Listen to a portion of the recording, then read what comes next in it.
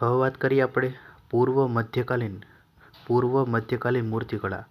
ગુપ્ત સામ્રાજ્યના પતન બાદ ભારતમાં મૂર્તિકળાના અનેક ક્ષેત્રીય કેન્દ્રોનો ઉદ્ભવ થયો, જેમાં ઉત્તર ભારતમાં હર્ષવર્ધન, પૂર્વમાં પાલ અને સેન વંશ, મધ્ય ભારતમાં ચંદેલ તેમજ દક્ષિણમાં ચોલ, ચાલુક્ય અને પલ્લવ વંશ દ્વારા મૂર્તિકળાનો વિકાસ કરાયો હતો. આ કાળમાં મૂર્તિશાસ્ત્રના નિયમોને વધુ મહત્વ આપવાથી શિલ્પોમાં જોવા મળતી જીવંતતા ઓછી થઈ તેમજ તેમને આભૂષણોથી વધુ સુસજ્જ કરાયા. પાલ અને સેન મૂર્તિકળા વાત કરીએ તો પાલ અને સેન મૂર્તિકળા ભારતના બંગાળ અને બિહાર ક્ષેત્ર પર આ વંશનું શાસન હતું. તે સમયની કળા છે તત્વજ્ઞાન પર આ વંશનો ખૂબ જ પ્રભાવ હતો.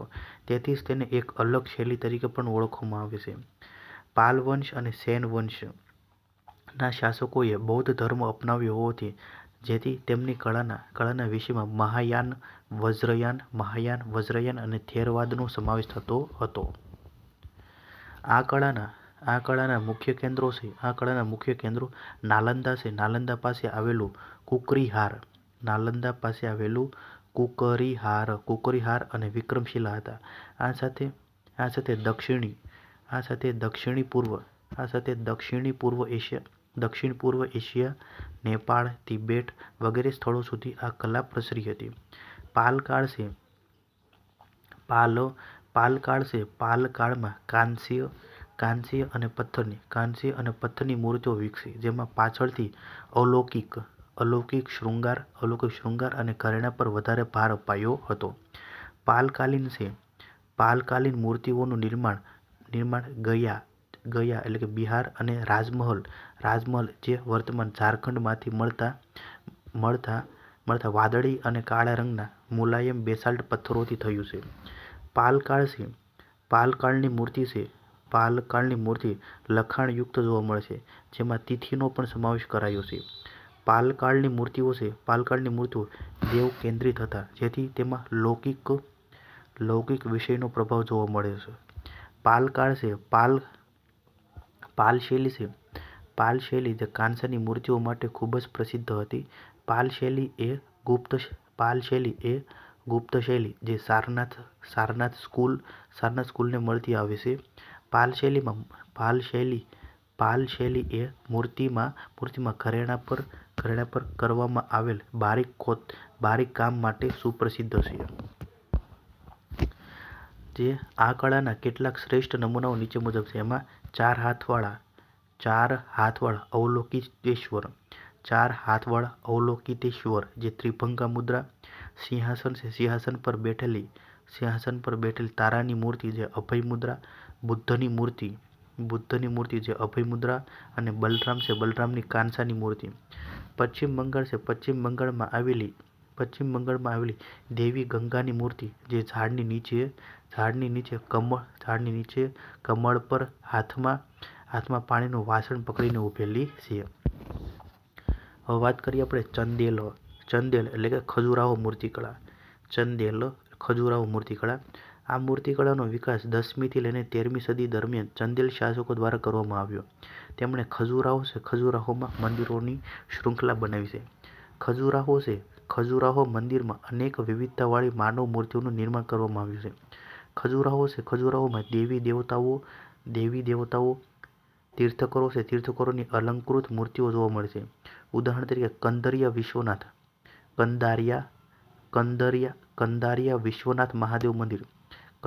વિશ્વનાથ મહાદેવ મંદિર, લક્ષ્મણ મંદિર વગેરે. આ મૂર્તિઓ સામાન્ય રીતે કામુક શૈલીની છે અને વાત્સ્યયનના કામસૂત્ર પર આધારિત છે. આ ઉપરાંત અહીંની મૂર્તિઓમાં નૃત્ય અને સંગીત તેમજ સામાન્ય જનજીવનની ઝાંખી જોવા મળે છે. વાત કરીએ રાષ્ટ્રકૂટ વંશની મૂર્તિકળા. આ કાળમાં ઇલોરા, એલિફન્ટા અને અજંતા મૂર્તિકળાનો વિકાસ થયો છે.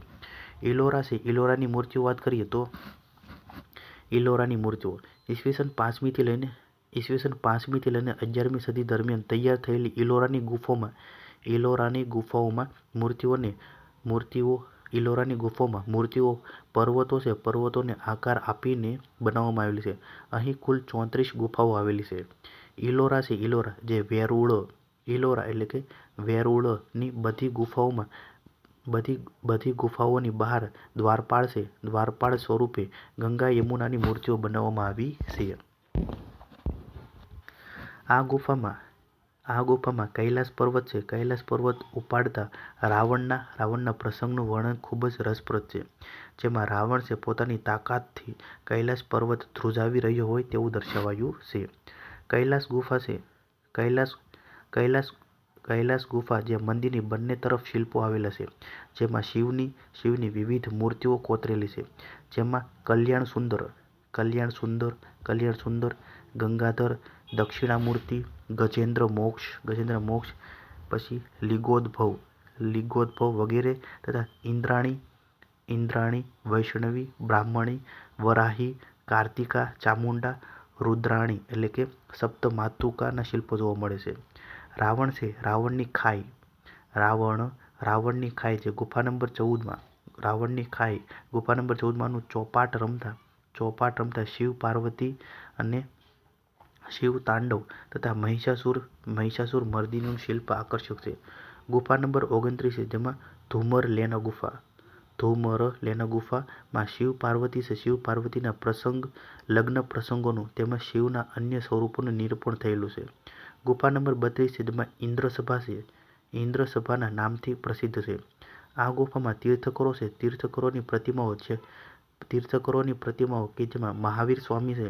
મહાવીર સ્વામીની ભવ્ય પ્રતિમા ઉપરાંત પાર્શ્વનાથ અને બાહુબલી તથા યક્ષણીઓની મનોહર શિલ્પ છે. વાત કરીએ આપણે અજંતાની મૂર્તિઓ. ઈસવીસન પૂર્વે બીજી સદીથી લઈને ઈસવીસનની 5મી સદીના સમયગાળા દરમિયાન નિર્માણ પામેલી અજંતાની ગુફાઓ જે મહારાષ્ટ્રના ઔરંગાબાદથી 57 કિલોમીટર અને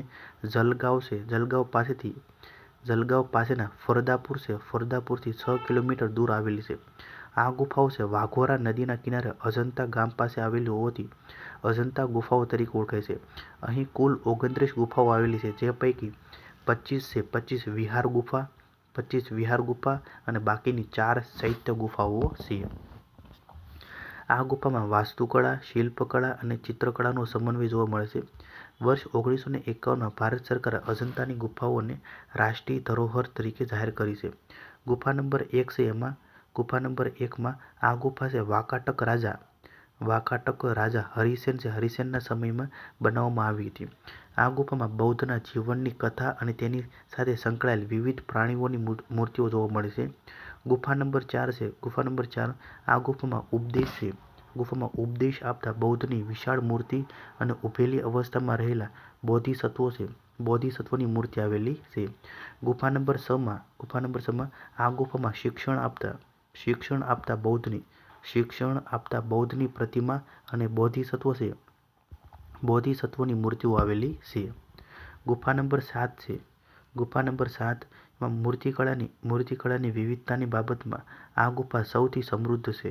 આ ગુફામાં જમણી બાજુ 58 અને ડાબી બાજુ 25 વિવિધ મુદ્રાઓ ધરાવતી બેઠેલી અવસ્થામાં રહેલી બૌદ્ધની મૂર્તિઓ જોવા મળે છે.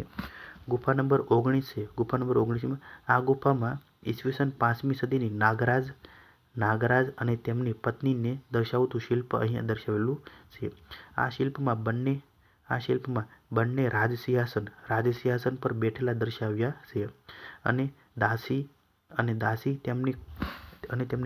તેમની દેખભાળ કરી રહી છે. ગુફા નંબર 26 આ ગુફામાં ભગવાન બુદ્ધની નિર્વાણ અવસ્થા દર્શાવતી બુદ્ધની સૂતેલી મૂર્તિની શિલ્પ દર્શાવેલું છે. વાત કરીએ એલિફન્ટાની મૂર્તિઓ. એલિફન્ટાની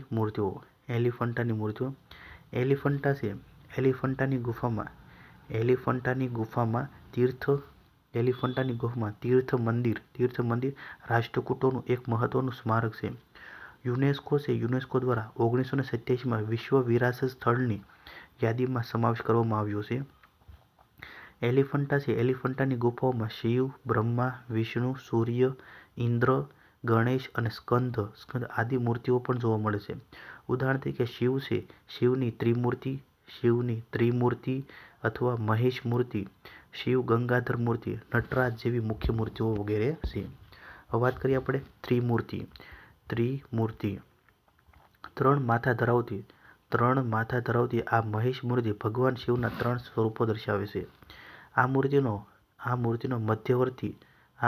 મધ્યવર્તી શાંત ચહેરો સૃષ્ટિકર્તાનું રૂપ એટલે કે વિષ્ણુને દર્શાવે છે. ડાબી તરફનો કઠોર દેખાતો ચહેરો જે વિનાશકર્તાનું રૂપ એટલે કે શિવને ચિત્રિત કરે છે. અને જમણી બાજુ તરફનો શાંત ચહેરો જે શાંત અને પ્રશાંત અભિવ્યક્તિ એટલે કે બ્રહ્માને વ્યક્ત કરે છે. પ્રત્યેક મુખમાં નીચલો હોઠ છે આગળ ઝૂકેલો કદમાં મોટો બતાવવામાં આવ્યો છે. જાડા હોઠ અને આંખોમાં દયાભાવ આ મૂર્તિઓની વિશેષતા છે. આ ત્રિમૂર્તિની ડાબી બાજુ શિવના અર્ધનારેશ્વર સ્વરૂપનું શિલ્પ અને જમણી બાજુ ગંગાધર શિવનું શિલ્પ આવેલું છે. લેખક ટી. એ. ગોપીનાથ રાવે પોતાના પુસ્તક એલિમેન્ટ ઓફ હિન્દુ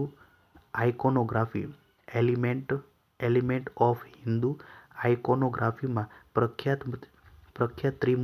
પ્રખ્યાત ત્રિમૂર્તિ શિલ્પને મહેશ્વર મૂર્તિ તરીકે પણ ઓળખવામાં આવે છે. હવે વાત કરીએ આપણે ઓડિશા મૂર્તિકળા. ઓડિશા મૂર્તિકળા છે. આ મૂર્તિકળાનો વિકાસ 9મી સદીમાં સવિશેષ થયો. ઓડિશા મૂર્તિકળાના ઉદાહરણમાં ઓડિશાના પુરીનું જગન્નાથ મંદિર, ભુવનેશ્વરનું લિંગરાજ મંદિર અને કોણાર્કના સૂર્ય મંદિરનો સમાવેશ થાય છે. મંદિરની દિવાલો આગળના ભાગ પર સુંદર અને મોટી સંખ્યામાં મૂર્તિઓનું નિર્માણ કરવામાં આવ્યું છે. હવે વાત કરીએ આપણે નાયિકાની મૂર્તિ જે લિંગરાજ મંદિરની અંદર છે. નાયિકાની મૂર્તિઓ જે લિંગરાજ મંદિર છે. લિંગરાજ મંદિરની દિવાલો પર સુંદર સ્ત્રીની નૃત્યની મુદ્રામાં મૂર્તિઓ જોવા મળે છે જેને નાયિકા તરીકે ઓળખવામાં આવે છે. નાયિકાની આ મૂર્તિઓ શણગાર, કલાત્મક ઘરેણાં અને સુંદર રીતે ઓળેલા વાળથી સુસજ્જ દર્શાવી છે. આ મૂર્તિઓમાં કમરબંધ, ગળાના હાર તથા કાનના ઝુમકા જેવા વિવિધ ઘરેણાં જોવા મળે છે. હવે વાત કરીએ કોણાર્કનું સૂર્ય મંદિર. કોણાર્કનું સૂર્ય મંદિર જો ઓડિશામાં આવેલું છે. કોણાર્કનું સૂર્ય મંદિર. આ મંદિરનું નિર્માણ ગંગવંશના શાસક નરસિંહદેવ પ્રથમ દ્વારા 13મી સદીમાં કરાવવામાં આવ્યું હતું. આ મંદિરને સૂર્ય દેવતાના 7 ઘોડાઓ દ્વારા ખેંચાતા રથના સ્વરૂપમાં દર્શાવવામાં આવ્યું છે. સૂર્ય મંદિરનો રથ સૂર્યની દૈનિક ગતિ તથા વાર્ષિક ગતિ દર્શાવે છે. મંદિરના પ્રવેશદ્વાર પર ગતિમાન ઘોડાની મૂર્તિઓ વિશિષ્ટ રીતે દર્શાવેલ છે. આ 7 ઘોડા અઠવાડિયાના 7 દિવસના પ્રતીક સમાન છે. આ રથમાં 12 જોડી પૈડા દર્શાવે છે જે વર્ષના 12 મહિનાનું પ્રતીક છે. સૂર્યરથના 12 જોડી પૈડા છે. 12 જોડી પૈડા પર સુંદર કોતરણીવાળા 8 મોટા અને 8 નાના આરા છે. ચક્રો છે. ચક્રોની નીચે હારમાળા પર ચાલતા હાથીઓ છે. હાથીઓના સમૂહને ઘણી બારીકાઈથી બતાવવામાં આવ્યા છે. એક ઊંચી વેદિકા ઉપર બનાવેલા આ મંદિર પર સૂર્યની વિવિધ મૂર્તિઓ છે. અહીં ભગવાન સૂર્યને તીર વડે અંધકારને દૂર કરતા દર્શાવવામાં આવ્યા છે. કોણાર્કના સૂર્ય મંદિરમાં હાસ્ય ભાવ ધરાવતી સૂર્યની મૂર્તિ તેમની વિશેષતા છે. કોણાર્ક છે, કોણાર્કના સૂર્ય મંદિરમાં ભગવાન સૂર્યની બે પત્નીઓ છાયા અને સુવર્ચાસા સાથે તેમની મૂર્તિ દર્શાવવામાં આવી છે. આ ઉપરાંત તેમની સેવિકા દંડા અને પિંગળાની મૂર્તિઓ પણ દર્શાવવામાં આવી છે. મંદિર છે, મંદિરના નરમંડપમાં ઓડિશા શૈલીમાં કોતરેલી વિવિધ સંગીતકારો અને નૃત્યકારોની મૂર્તિઓ આવેલી છે. વિવિધ સંગીતના વાદ્યો અહીં દિવાલ પર કંડારવામાં આવ્યા છે. અહીં મંજીરા વગાડનાર કલાકારની મૂર્તિ આકર્ષણનું કેન્દ્ર છે. હવે વાત કરીએ દક્ષિણ ભારતની મૂર્તિકળા. પલ્લવ છે, પલ્લવ કાળની મૂર્તિકળા. દક્ષિણ ભારતના ઇતિહાસમાં મધ્યકાળની મૂર્તિકળાની શરૂઆત પલ્લવ કાળથી થઈ હોવાનું મનાય છે. આ કાળ છે ગુપ્ત કાળને સમકક્ષ ગણાય છે. દક્ષિણ ભારતમાં વિકાસ પામેલો આ વંશ છે તેના કળા અને સ્થાપત્ય માટે ખૂબ પ્રસિદ્ધ છે. કાંચીના પલ્લવ શાસકોના સમયમાં મહત્વપૂર્ણ કલાત્મક આંદોલન શરૂ થયું હતું. તેમની કળાનો મુખ્ય વિષય શૈવ ધર્મ સાથે સંકળાયેલો હતો. પલ્લવ શાસકો દ્વારા અમુક ઉત્કૃષ્ટ મૂર્તિઓને સંરક્ષણ પ્રાપ્ત થયું હતું. મહાબલીપુરમમાં સાત વિશાળકાય પેગોડાનું નિર્માણ કરવાનું શ્રેય પલ્લવ શાસકોને જાય છે. પલ્લવ શાસકોએ મૂર્તિકળાને બે ભાગમાં વિભાજિત કરી હતી. પહેલું છે શૈલ એટલે કે પથ્થર કર્તનની શૈલી અને બીજું છે સંરચનાત્મક શૈલી. પલ્લવ મૂર્તિકળાને 4 સ્થાનિક શૈલીમાં વિભાજિત કરવામાં આવી છે. એમાં પહેલું છે મહેન્દ્ર વર્મન શૈલી જે ઈસવીસન 610 થી લઈને 640 છે. બીજું છે મામલ્લ શૈલી જે નરસિંહ વર્મન શૈલી જે ઈસવીસન 640 થી લઈને 676. મહેન્દ્ર વર્મન અને મામલ્લ શૈલીમાં પથ્થરો અને પર્વતોને આકાર આપી મંદિર તથા મૂર્તિકળા વિકસાવવામાં આવી હતી. ત્રીજું છે રાજસી શૈલી ઈસવીસન 674 થી લઈને 800. ચોથું છે વર્મન શૈલી જેને નંદી વર્મન શૈલી જે ઈસવીસન 800 થી લઈને 900. રાજસી શૈલી છે રાજસી અને વર્મન શૈલીમાં સંરચનાત્મક મૂર્તિઓનું નિર્માણ કરવામાં આવ્યું હતું. આ સમયમાં ખડકોને કોતરીને બનાવાયેલા શિલ્પો એ મૂર્તિકળાના ઉત્તમ નમૂના છે. પથ્થર પર કોતરેલી મહિષાસુર મર્દિની મૂર્તિ, ગિરિ ગોવર્ધન ફલક, અર્જુનનું તપ તથા ગંગાનું અવતરણ, વરાહાતુંડ મૂર્તિ, પંચરથ, ગજલક્ષ્મી, અનંતશયનમ અને ત્રિવિક્રમ વિષ્ણુની મૂર્તિ વગેરે પલ્લવ મૂર્તિકળાના ઉદાહરણ છે. તપ કરતા અર્જુનની મૂર્તિમાં હાથીનું નિરૂપણ એ ભારતીય કલાના શ્રેષ્ઠ ઉદાહરણ પૈકીનું એક છે. પલ્લવ કાળની શિલ્પકલામાં માનવીઓને શિલ્પની સાથે વાઘ, હાથી, સિંહ, રીંછ જેવા પ્રાણીઓના શિલ્પોનો પણ સમાવેશ થાય છે. આ સમયના મંદિરોના સ્તંભોમાં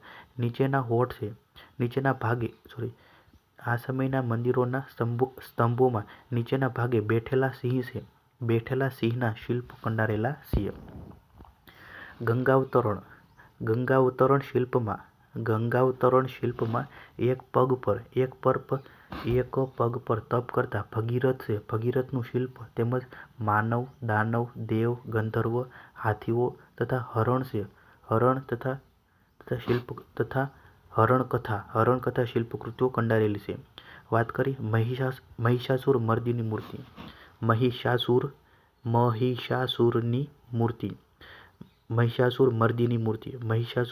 મૂર્તિ. મહાબલીપુરમ મહાબલીપુરમમાં પથ્થરમાંથી કંડારવામાં આવેલી મૂર્તિ એક શ્રેષ્ઠ કલાકૃતિ છે, જેમાં દેવી દુર્ગા છે. દેવી દુર્ગાને મહિષાસુર જે ભેંસના માથાવાળા રાક્ષસ સાથે ભીષણ યુદ્ધ કરતા દર્શાવવામાં આવ્યા છે. આ મૂર્તિ દ્વારા સારી અને ખરાબ તાકતો વચ્ચે થતા નિરંતર સંઘર્ષોને અંતે સત્યના વિજય દર્શાવવામાં આવ્યું છે. આ મૂર્તિકળાની નાટકી ગતિ તથા ભાવાત્મકતા શિલ્પકારની નિપુણતા દર્શાવે છે. હવે વાત કરીએ આપણે ચોલ મૂર્તિકળા.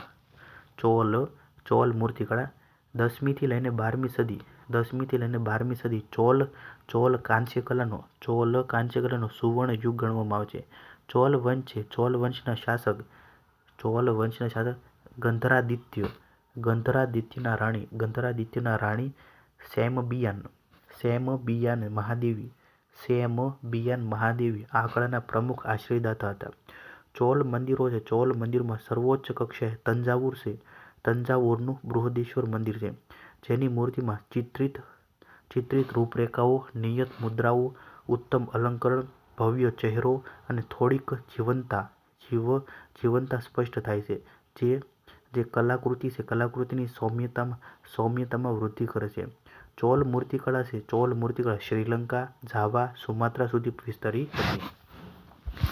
11મી સદીમાં ચોલ શિલ્પકારીનું એક સુંદર ઉદાહરણ ગજાસુર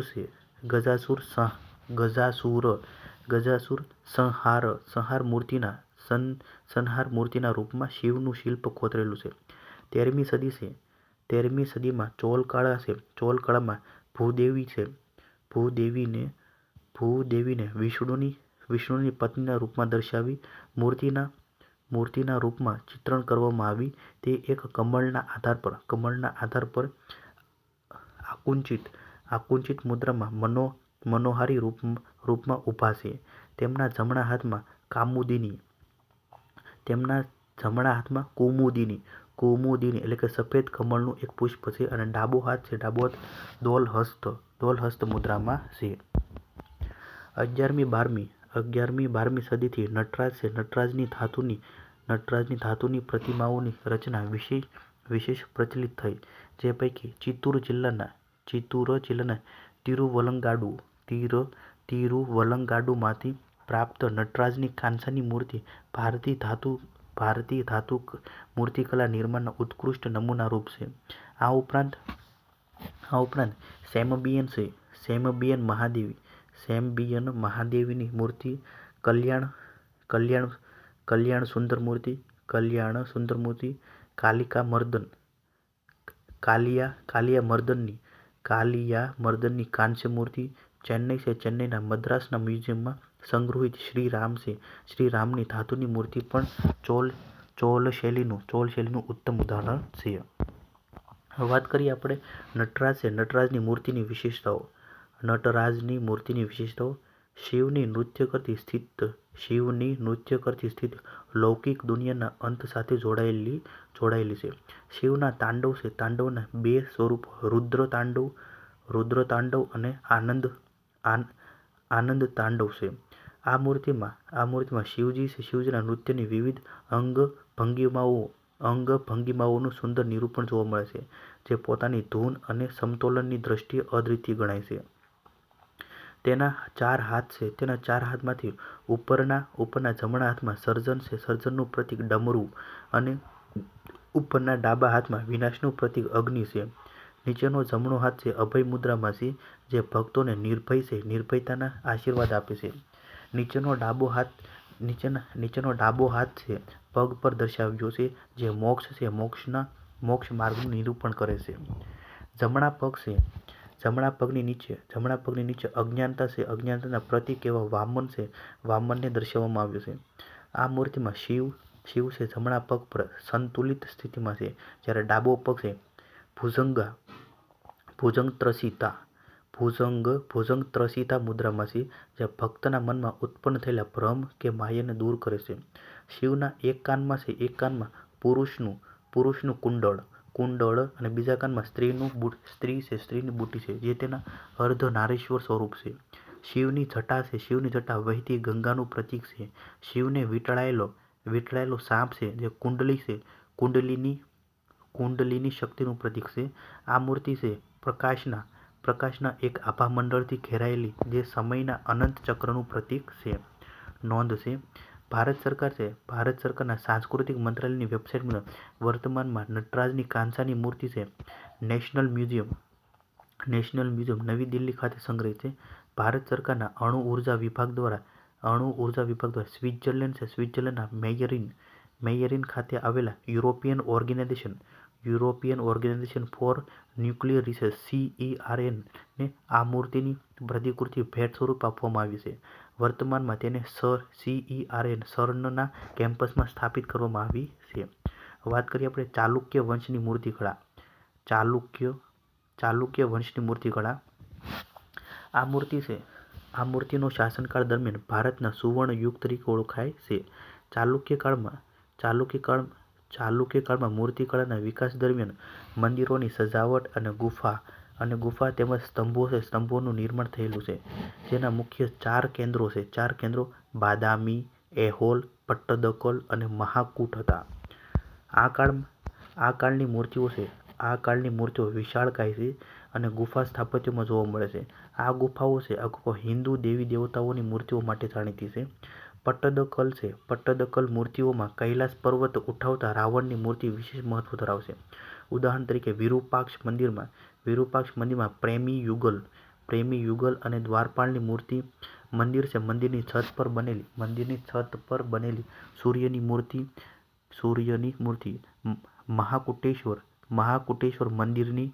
મહાકુટેશ્વર મંદિરની અર્ધનારીશ્વરની મૂર્તિ, લકુલિશ અને હરિહરની મૂર્તિઓ. અહીં શિવતાંડવ એટલે કે નટરાજ અને વિષ્ણુની ત્રિવિક્રમા મૂર્તિ તે મૂર્તિકળાનો શ્રેષ્ઠ નમૂનો છે. જો અહીં દેખાય છે શિવતાંડવ છે બાદામી અને વિષ્ણુની ત્રિવિક્રમા મૂર્તિ જે બાદામીની છે. હવે વાત કરીએ આપણે ગંગ મૂર્તિકળા છે. એમાં ગોમતેશ્વર શ્રવણબેલગોળા કર્ણાટક. ગોમતેશ્વર મૂર્તિ જે શ્રવણબેલગોળા કર્ણાટક. મૈસૂરના ગંગવંશના રાજાના સેનાપતિ પ્રધાનમંત્રી ચામુંડરાયે 10મી સદીથી ઈસવીસન 983માં આ મૂર્તિનું નિર્માણ અરિષ્ટનેમી નામના મૂર્તિકાર પાસે કરાવ્યું હતું. કર્ણાટકના શ્રવણબેલગોળામાં આવેલી જે ગ્રેનાઇટ પથ્થરની 17 મીટર એટલે કે 57 ફૂટ ઊંચી આ મૂર્તિ ભગવાન બાહુબલી એટલે કે ગોમતેશ્વરની છે, જે જૈન ધર્મ માટે વિશેષ મહત્વ ધરાવે છે. જે એક પથ્થરમાંથી કોતરીને બનાવેલી, જે ટેકા વિના ઊભેલી વિશ્વની સૌથી મોટી મૂર્તિ છે. આ પ્રતિમાનો દર 12 વર્ષે મહામસ્તકાભિષેક કરવામાં આવે છે. વર્ષ 2018માં ચોથું મહામસ્તકાભિષેકનું આયોજન કરવામાં આવ્યું હતું, જે વખતે ભારતના ભૂતપૂર્વ રાષ્ટ્રપતિ રામનાથ કોવિંદની વિશેષ ઉપસ્થિતિ હતી. હવે પછી તેનું આયોજન 2030માં થશે. જે બાહુબલી એ જૈન ધર્મના પ્રથમ તીર્થંકર ઋષભદેવના પુત્ર હતા.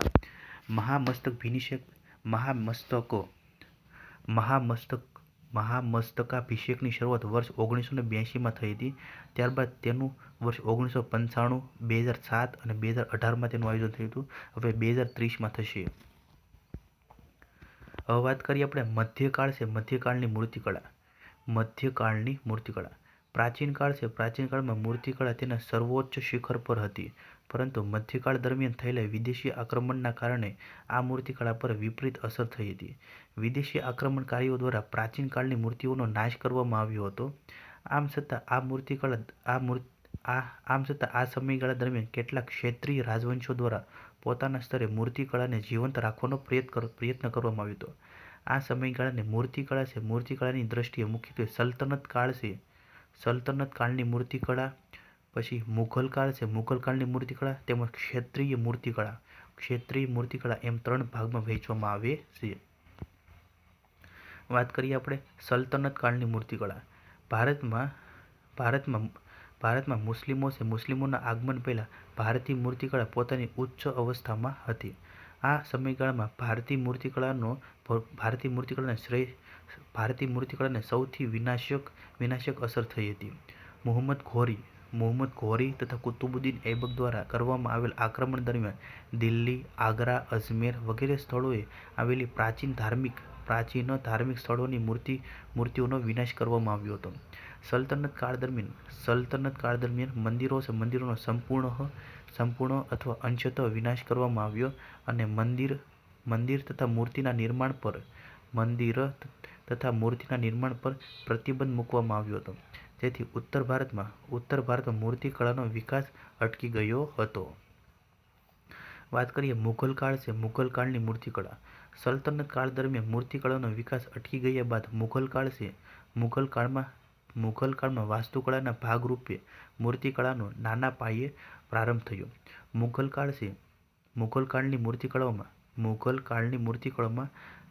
કાળની મૂર્તિકળામાં લાલ રેતીના પથ્થરોનો ઉપયોગ થયેલો જોવા મળે છે અને આવી મૂર્તિઓ મોટા પ્રમાણમાં અકબર સમયના સ્થાપત્યો જેવા કે આગ્રા અને ફતેહપુર સિક્રીમાં જોવા મળે છે. આગ્રાના કિલ્લાના દિલ્હી દરવાજામાં હાથીના મુખ આકારના કમાન જોવા મળે છે, જે હાથીના દાંત અને સૂંઢની કલાકૃતિથી નયનરમ્ય દેખાય છે. આ ઉપરાંત આગ્રાના કિલ્લાના મયુર મંડપને હિન્દુ ચિહ્નોની કલાકૃતિઓ જેવી કે ચક્ર, સ્વસ્તિક, કમળ, પોપટ વગેરે દ્વારા શણગારવામાં આવ્યો છે. ઔરંગઝેબે મૂર્તિ અને કોતરણી પર પ્રતિબંધ લગાવી મૂર્તિકળાની પડતીની શરૂઆત થઈ હતી. હવે વાત કરીએ વિજયનગર મૂર્તિકળા. વિજયનગર દક્ષિણ ભારતનું અંતિમ મહાન હિન્દુ સામ્રાજ્ય. વિજયનગરમાં હમ્પી, કાંચીપુરમ વગેરે સ્થળોએ સુંદર મંદિરોનું નિર્માણ કરવામાં આવ્યું હતું. આ મંદિરોમાં નિર્માણ કરવામાં આવેલી મૂર્તિઓમાં મુખ્યત્વે ચોલ અને ચાલુક્ય પરંપરાનું દર્શન થાય છે. આ સમયગાળા દરમિયાન મૂર્તિકળાના વિષય તરીકે રામાયણ અને કૃષ્ણ બાળલીલાનું વર્ણનાત્મક રૂપમાં થયેલું નિરૂપણ લોકપ્રિય બન્યું હતું.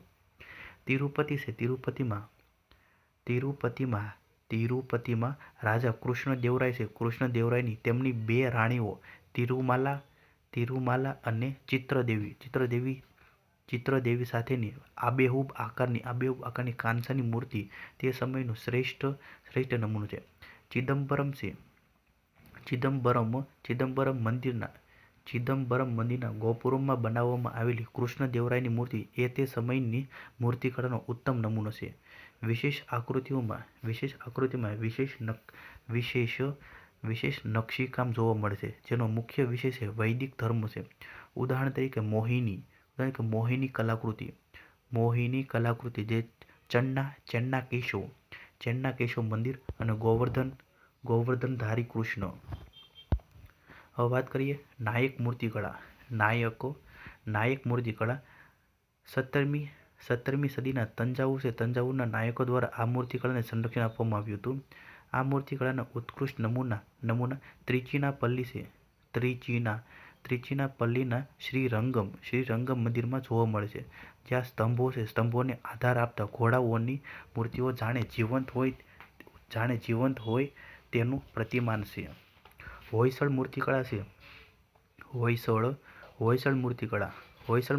જે 12મી સદીમાં હોયસળ રાજવંશ દ્વારા બેલુરમાં જૈન મંદિરોનું નિર્માણ કરવામાં આવ્યું હતું. આ મંદિરોની મૂર્તિઓમાં ઝીણી અલંકૃત કોતરણીઓ તથા આભૂષણોથી સુસજ્જ મનને હરનારી મૂર્તિઓ જોવા મળે છે. હવે વાત કરીએ આપણે આધુનિક મૂર્તિકળા. બ્રિટિશ કાળની મૂર્તિકળા. બ્રિટિશ કાળમાં લખનૌમાં આર્ટ સ્કૂલ શરૂ કરવામાં આવી હતી.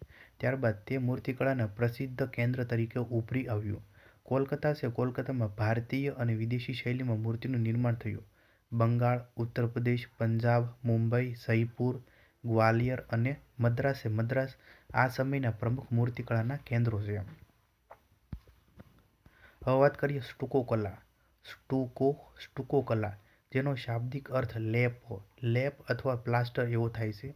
આ એક પ્રકારની કલા છે જેનો ઉપયોગ છે દિવાલો તથા અંદરની છતો પર સજાવટના રૂપે કરવામાં આવે છે, જેમાં ચૂનો અને રેતીને પાણી સાથે ભેળવીને પ્રવાહી મિશ્રણ બનાવવામાં આવે છે. જ્યારે આધુનિક સ્ટુકો છે, આધુનિક સ્ટુકોનું નિર્માણ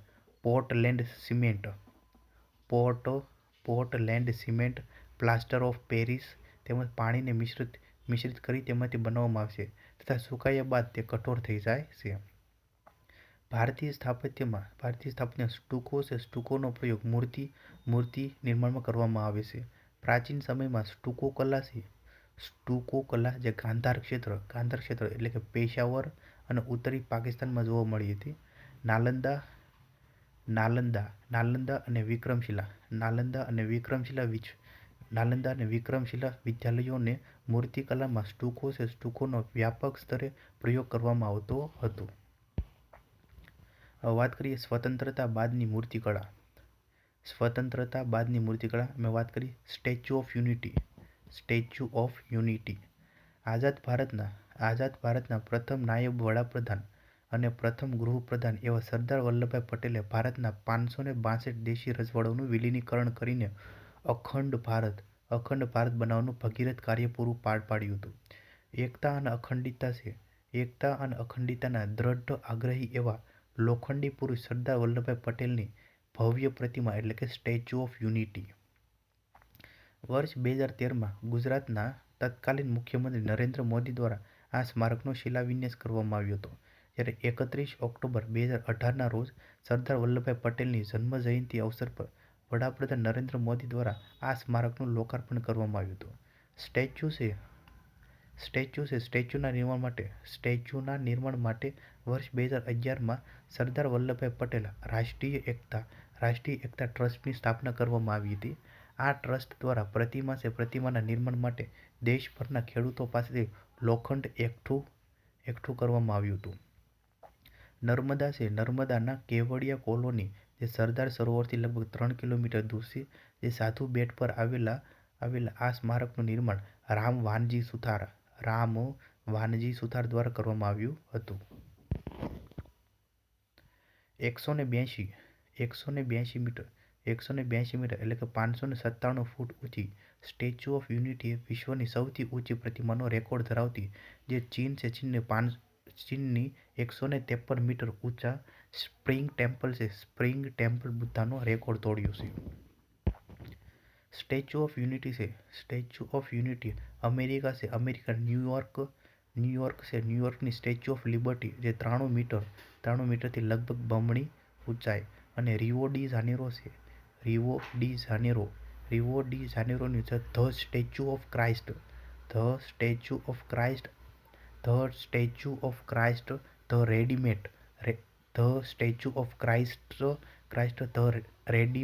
રેડીમર કરતાં 5 ગણી ઊંચાઈ ધરાવે છે. આ પ્રતિમા 153 મીટર ઊંચાઈએ સ્ટેચ્યુના છાતીના ભાગે વ્યુઇંગ ગેલેરી બનાવવામાં આવી છે. આ વ્યુઇંગ ગેલેરીમાંથી નર્મદા ડેમનો નજારો પણ જોઈ શકાય છે. આ વ્યુઇંગ ગેલેરીમાંથી સરદાર સરોવર ડેમ, સાતપુડા અને વિંધ્યાચલ પર્વતમાળા, ઝરવાણી ધોધ પણ જોઈ શકાય છે. આ સ્ટેચ્યુની ચહેરાની લંબાઈ 70 ફૂટ, ખભાની પહોળાઈ 140 ફૂટ. આ સ્ટેચ્યુ કોપર, ઝીંક, ટીન અને લેડની મિશ્રિત ધાતુમાંથી બનાવવામાં આવ્યું છે, જેથી તેને કાટ લાગી શકે નહીં. 6.5ની તીવ્રતાનો ભૂકંપ પણ સ્ટેચ્યુ ઓફ યુનિટીને કોઈ પણ પ્રકારનું નુકસાન પહોંચાડી શકે નહીં, તેટલી મજબૂત આ પ્રતિમાને બનાવવામાં આવી છે. 220 કિલોમીટર પ્રતિ કલાકની ઝડપે ફૂંકાતા પવનોથી પણ આ પ્રતિમાને નુકસાન પહોંચાડશે નહીં. Statue of Unity Statue of યુનિટીનું નિર્માણ છે L&T એટલે લાર્સન એન્ડ ટુબ્રો કંપની દ્વારા 33 મહિનામાં પૂર્ણ કરવામાં આવ્યું છે, જે એક વર્લ્ડ રેકોર્ડ છે. આ પ્રતિમાની ડિઝાઇન તૈયાર કરતા 13 મહિનાનો સમય લાગ્યો હતો. બ્રોન્ઝ આવરણ છે. બ્રોન્ઝ આવરણ ધરાવતી વિશ્વની આ સૌથી ઊંચી પ્રતિમા 22,600 ચોરસ આવરણ અને 1,700 મેટ્રિક ટન વજન ધરાવે છે.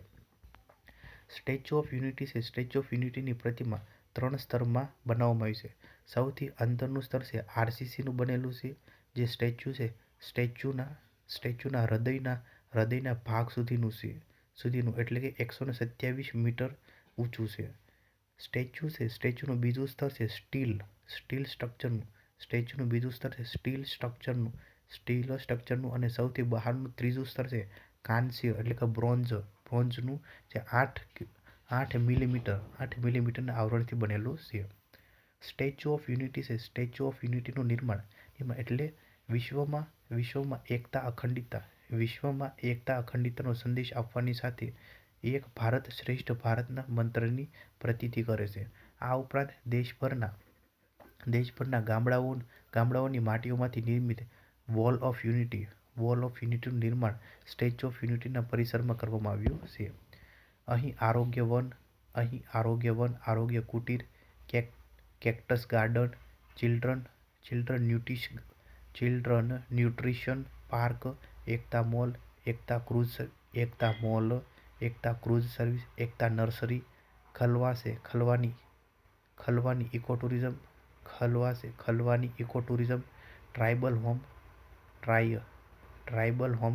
ટ્રાઇબલ હોમસ્ટે જેવા જોવાલાયક સ્થળો અને અમદાવાદથી Statue of Unity Kevadia seaplane સેવા વગેરે જેવી પ્રવાસનની સુવિધા ઉપલબ્ધ છે. નોંધ છે. અમદાવાદના સરદાર વલ્લભભાઈ પટેલ આંતરરાષ્ટ્રીય વિમાનમથક ખાતે સરદાર પટેલની જે પ્રતિમા મૂકવામાં આવી છે, તેનું સર્જન રામ સુથાર દ્વારા કરવામાં આવ્યું છે.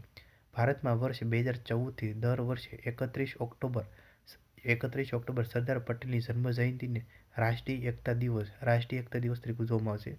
વર્ષ 2019માં એકતા દિવસના રોજ કેન્દ્ર સરકારે ભારતની એકતા અને અખંડિતતા ક્ષેત્રે મહત્વપૂર્ણ યોગદાન આપવા બદલ સરદાર પટેલ રાષ્ટ્રીય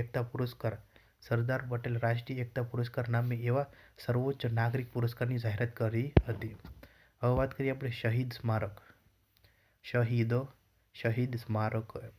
સ્મારક છે તે પટના, બિહારમાં આવેલું છે. શહીદ સ્મારક એ 7 સ્વાતંત્ર્ય સેનાનીઓનું સ્મારક છે, જેમણે ઓગસ્ટ 1942માં ભારત છોડો ચળવળ દરમિયાન પોતાના જીવનનું બલિદાન આપ્યું હતું. આ સ્મારકનું નિર્માણ દેવી પ્રસાદ રાયચૌધરી દ્વારા ઉમાકાંત પ્રસાદ, રામાનંદ સિંહ, સતીશ ઝા, જગપતિ કુમાર, દેવીપદ ચૌધરી, રાજેન્દ્ર સિંહ અને રાયગોવિંદસિંહની યાદમાં બનાવવામાં આવ્યું છે. આ શહીદ સ્મારક બિહાર વિધાનસભાના મુખ્ય દરવાજાની સામે બનાવવામાં આવેલું છે, જેના નિર્માણની અને શિલાન્યાસની શરૂઆત છે 1947માં. બિહારના પ્રથમ રાજ્યપાલ જય રામદાસ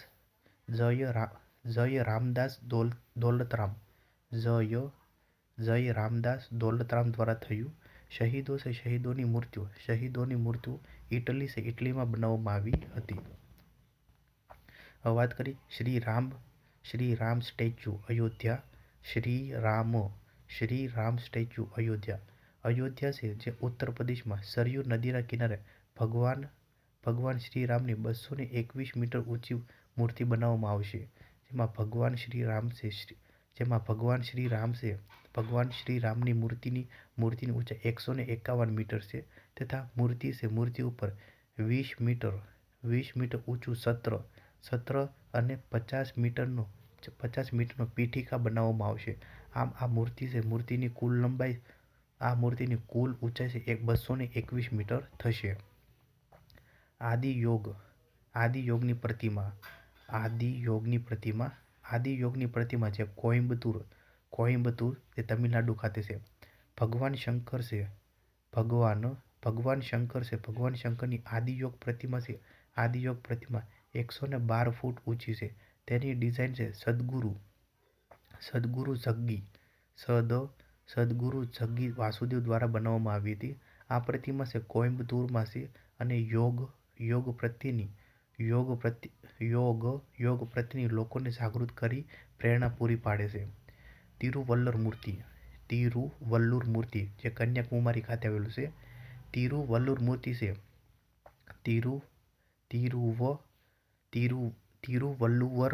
તિરુવલ્લુવર મૂર્તિ જે કન્યાકુમારી ખાતે. તિરુવલ્લુવર છે જે તમિલનાડુ છે. તમિલનાડુના પ્રખ્યાત તમિલ કવિ હતા. તેમણે પ્રખ્યાત સાહિત્ય ગ્રંથ તિરુકુરલની રચના કરી હતી. આ મૂર્તિનું અનાવરણ છે વર્ષ 2001માં તમિલનાડુના કન્યાકુમારી ખાતે કરવામાં આવ્યું હતું, જેની કુલ ઊંચાઈ છે 133 ફૂટ છે. હવે વાત કરીએ આપણે statue of equality. Statue of equality છે હૈદરાબાદ ખાતે. સ્ટેચ્યુ ઓફ ઇક્વાલિટી એટલે કે સમાનતાની પ્રતિમા જે 11મી સદીના સંત અને સમાજ સુધારક રામાનુજાચાર્યની 216 ફૂટ ઊંચી પ્રતિમા સ્ટેચ્યુ ઓફ ઇક્વાલિટીનું તેલંગાણા રાજ્યના હૈદરાબાદના મુચિંતલ ગામ ખાતે નિર્માણ કરવામાં આવ્યું છે. આ પ્રતિમાનું લોકાર્પણ તેમની 1000મી જન્મજયંતિ નિમિત્તે કરવામાં આવ્યું હતું. આ પ્રતિમાની ઊંચાઈ છે 216 ફૂટ એટલે કે 65.8 મીટર છે. ભદ્રવેદી નામની 54 ફૂટ ઊંચી ઇમારત પર 27 ફૂટ ઊંચા પદ્મપીઠક પર બેઠેલા રામાનુજાચાર્યની આ પ્રતિમા 108 ફૂટ સ્થાપિત કરવામાં આવેલ છે. આ પ્રતિમા વિશ્વની બીજી સૌથી ઊંચી બેઠક પ્રતિમા છે. વિશ્વની સૌથી ઊંચી બેઠક પ્રતિમા થાઈલેન્ડ છે. થાઈલેન્ડમાં આવેલી બુદ્ધની પ્રતિમા જે ગ્રેટ બુદ્ધા ઓફ થાઈલેન્ડ જે 302 ફૂટ એટલે કે 92 મીટર છે.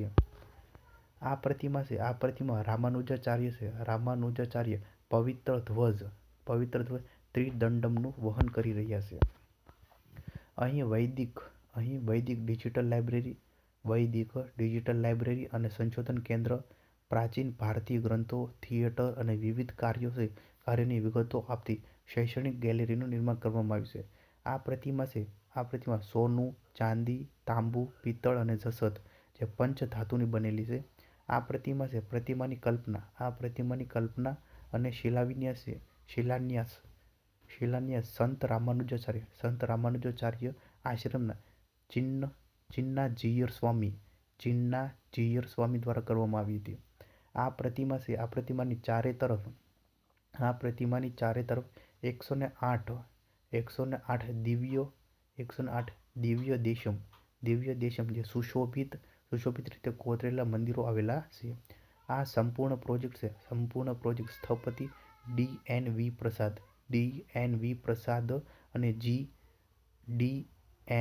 પ્રસાદ અને ચિન્નાજીયર સ્વામી દ્વારા ડિઝાઇન કરવામાં આવ્યો છે.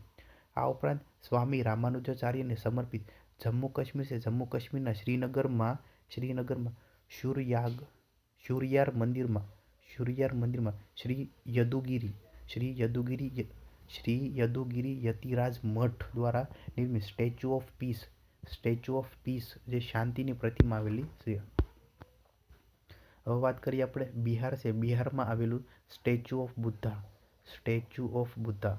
બિહારના બોધગયા જે ભગવાન બુદ્ધનું જ્ઞાન પ્રાપ્તિ સ્થળ બિહારના બોધગયા ખાતે ભગવાન બુદ્ધની શયન અવસ્થામાં હોય તેવી ભારતની સૌથી મોટી પ્રતિમા બનાવવામાં આવી રહી છે. આ વિશાળ પ્રતિમાનું નિર્માણ છે વર્ષ 2019માં શરૂ થયું હતું. આ પ્રતિમા છે 30 ફૂટ ઊંચી અને 100 ફૂટ લાંબી હશે. આ પ્રતિમા બુદ્ધ ઇન્ટરનેશનલ વેલફેર મિશન દ્વારા બનાવવામાં આવી રહી છે, જેનું નિર્માણ ફેબ્રુઆરી 2023માં પૂર્ણ થશે. કોલકાતાના શિલ્પકારો દ્વારા બનાવવામાં આવી રહેલી આ પ્રતિમા ફાઇબર ગ્લાસથી બનાવવામાં આવી રહી છે. અહિંસાની પ્રતિમા જે